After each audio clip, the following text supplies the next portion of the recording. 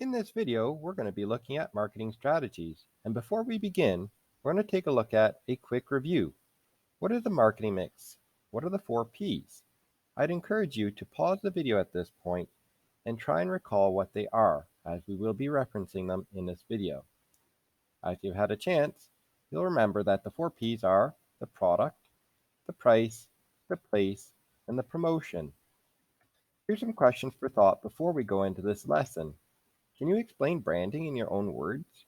Try and write down a whole bunch of words or statements that try and describe what branding means to you. Do marketing strategies depend on the product? For example, if we're going to market a Ferrari, is it going to be different than how we market, say, a Honda or something from the dollar store? Is it branded differently, or the marketing strategy different from how we might sell something like a Dyson vacuum? We're going to explore these things in this lesson. Here we are at lesson 4, which is marketing strategies. A marketing strategy outlines how the company will carry out the marketing plan, which consists of the company's marketing goals and the marketing mix formula to achieve them. Remember that we think about the marketing mix like a painter's palette.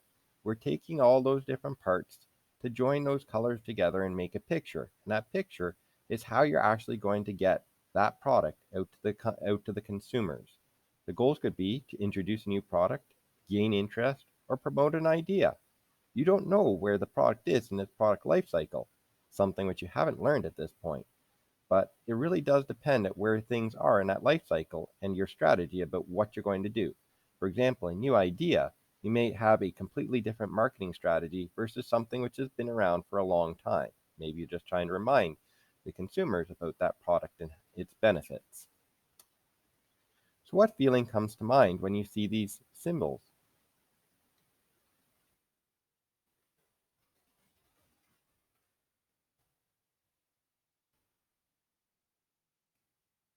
These are all logos for many different companies and franchises, but each one establishes some sort of feeling or gut feeling, and that's what branding is. Let's take a look. Brand identification is everything associated with a product, such as the slogan, name, and logo, and they must be used consistently to ensure that the brand is always identifiable to the consumer. So you don't want to have a logo which doesn't match the name. If you're trying to have a clean, sophisticated look with a logo, then that should also match the name, and vice versa. The name should match the logo and slogan. Successful marketing efforts increase brand equity, or the value of the brand, and we're going to discuss that in the next set of slides. Let's explain what branding is, and now you can go back and compare this to what you wrote down at the very beginning. A brand is not a logo. It's not a product. A brand is not a promise. A brand is not the sum of all impressions it makes on the audience. This is according to Marty Neumeyer, author of The Brand Gap. He explains that he believes a brand is a result. It's a person's gut feeling about a product, service, company. It's in their heads and in their hearts.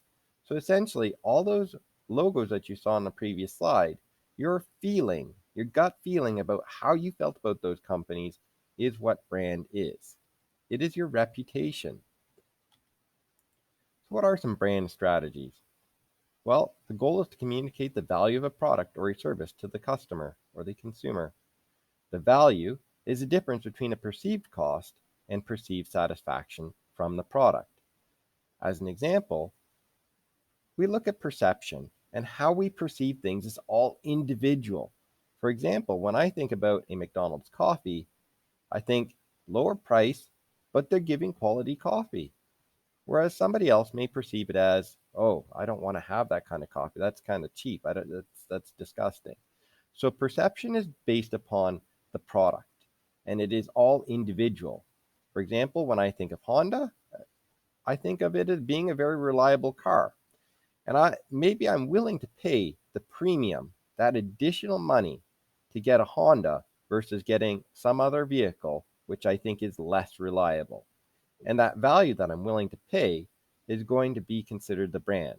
It's the difference between that perceived cost and the satisfaction from the product.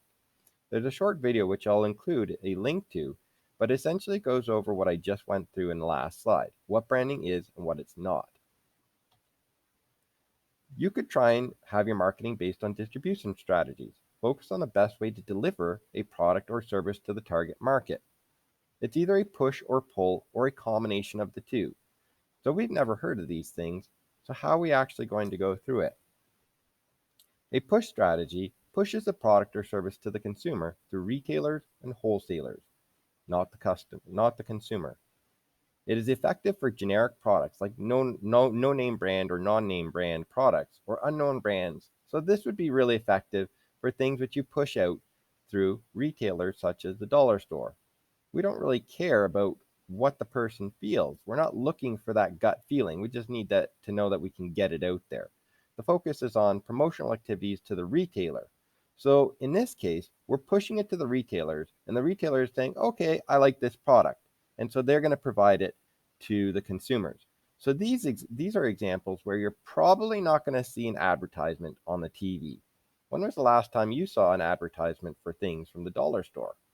I don't think I've ever seen one.